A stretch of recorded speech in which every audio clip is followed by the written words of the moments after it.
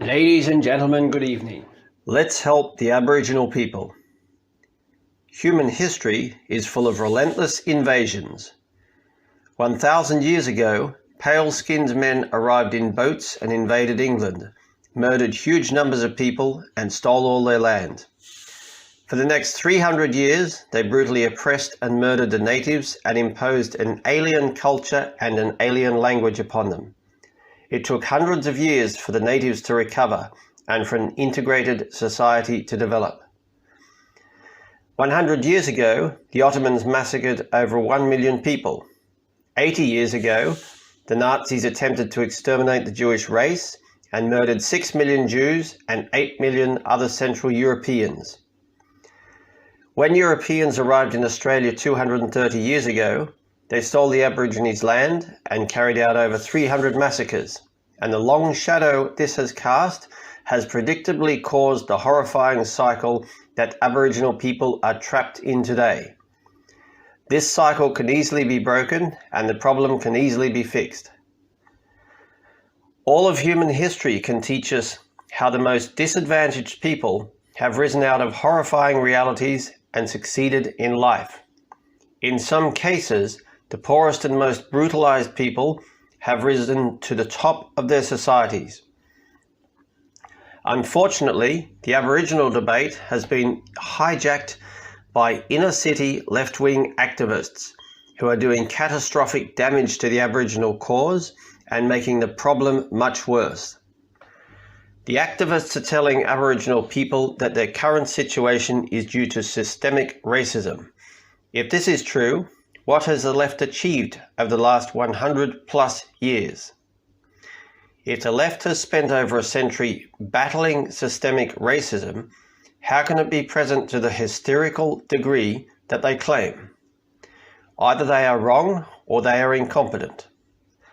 Claiming systemic racism gives Aborigines the message, the only way for your situation to change is for other people to change their ways. Translated to the wider world, it reads, the only way for black people's lives to improve is for white people to change their ways. This thinking makes black people powerless. This is wrong, and history proves it. You can't improve your situation by waiting for someone else to change their ways. Like most activist ideas, it is deranged. At every turn, Aborigines are bombarded with the message that institutional racism is holding them back. Every day, the media relays the claim that Australia is a racist country.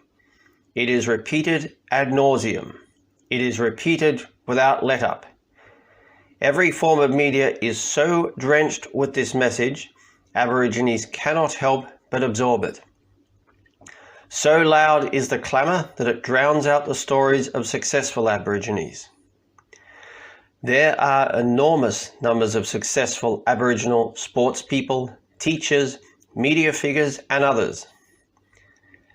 The way to improve Aborigines' lives is for them to do exactly what every other successful group in history has done. Relentlessly study every single successful Aboriginal and black person, both living and dead. Filling Aboriginal children's minds with success stories, rather than endless browbeating them with tales of failure, is the key to build momentum for further success. In order for Aborigines to heal, the catastrophic arrival of Europeans needs to be seen in the correct context.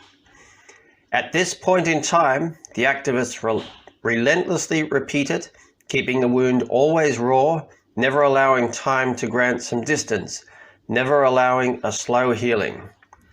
By keeping the wound raw, Aboriginal minds are trapped always in the moment of conquest, as if the trauma of invasion stretches across all time. We must teach the Aborigines about the Holocaust, Srebrenica, Cambodia, and other massacres throughout history. When they see history as a long chain of massacres, they will realize that other people have suffered the same trauma, instead of feeling that they were singled out. Feeling singled out is what has caused the most trauma. The knowledge that they are not alone may not diminish the trauma, but it will make it more understandable. If Aborigines realise that there are groups of people all around the world that are recovering from massacres, then they will know they are not alone. And if they can meet with survivors and relatives of victims and realise the similarities in their experiences, the mutual support may help them to heal and to get their lives on track. First, we must let the Aborigines know about the various massacres throughout history. Second, we must let them know about every single successful Aboriginal person in history. Third, we must tell them about the refugees who are fleeing their homelands where they have lived for thousands of years in search of a better life.